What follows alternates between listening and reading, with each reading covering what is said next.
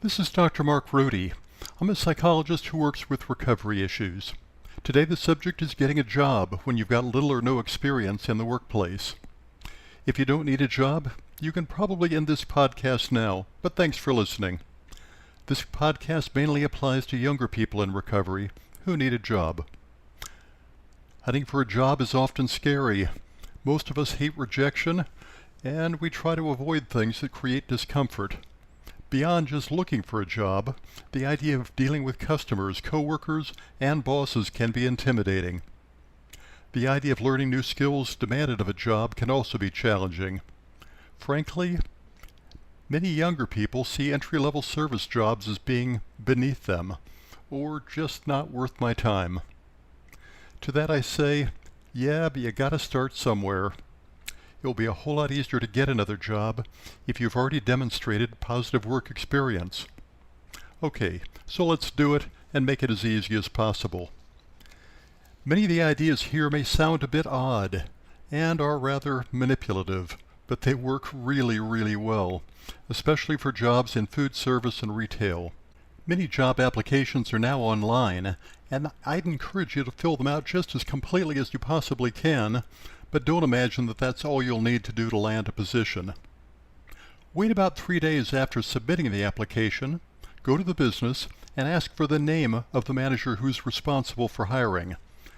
Now, a lot of people looking for a job will simply ask the first employee they see if the business is hiring. When the answer is no, they just walk off.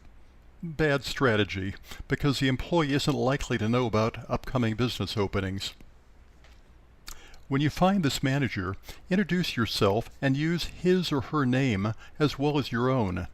Say something like, "Hello, Mrs. Johnson, I'm Meg Smith. I submitted an online application and I wonder if we might set up a job interview." Now, chances are you'll be told that they're not currently hiring, but you'll be contacted in the event of an opening. Smile, but say, "Hope you don't mind if I check back from time to time, because I'd really like to be able to work at Target or Kohl's or whatever the name of the business." Now, this last response is rather manipulative, so let me explain. By specifically saying you want to work at their business, you are lengthening the conversation, and you've also set up the manager to question why you have an interest in working at their business. Many managers will respond with a question like, "Why do you want to work at Target?" Your response is critical here. Say something like, "Your business is known for customer service, and I know my success in business depends on learning how to take care of customers, so this place seems like the perfect fit." Now, this is the ideal answer, because the manager's job is to hire people to take care of their customers. Now is a good time to write down the name of the manager. Be sure to check back in 7 to 10 days, find the manager again, be sure to address him by name, and soon he or she will begin to recognize you as being polite, tenacious, dependable, and they'll know you really want to work there. Now, if a business has paper applications, find out the name of the manager who does the hiring and ask him or her for the application after you introduce yourself. Try to fill out the application as neatly as possible, and, this will sound odd perhaps, complete the application with a purple felt-tip pen, like a flare marker if you can find one. If you fill out the job application with blue or black, your application will look like every other application in the pile. You'll want to do something to make your application stand out, but not be too weird. Purple is close enough to blue or black that it won't seem strange like, green or pink. Use neat printing rather than cursive writing.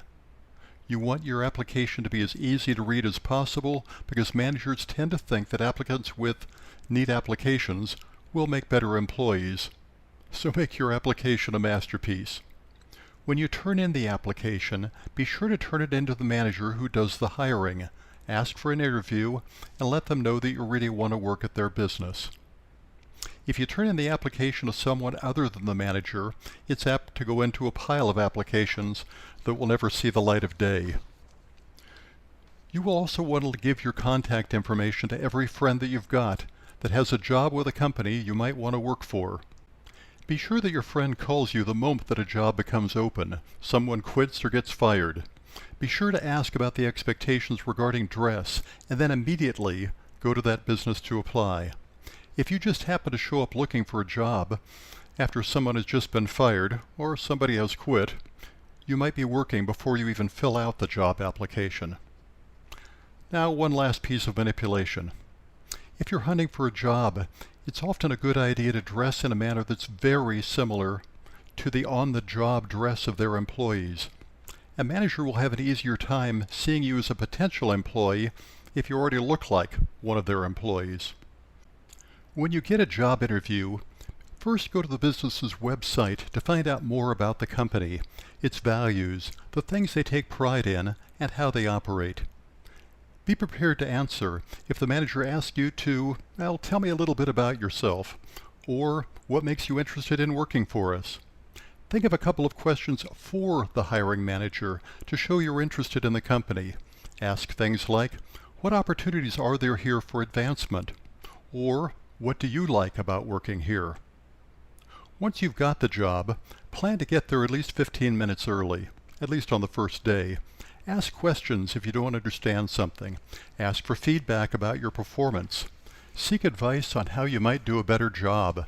Be sure to smile.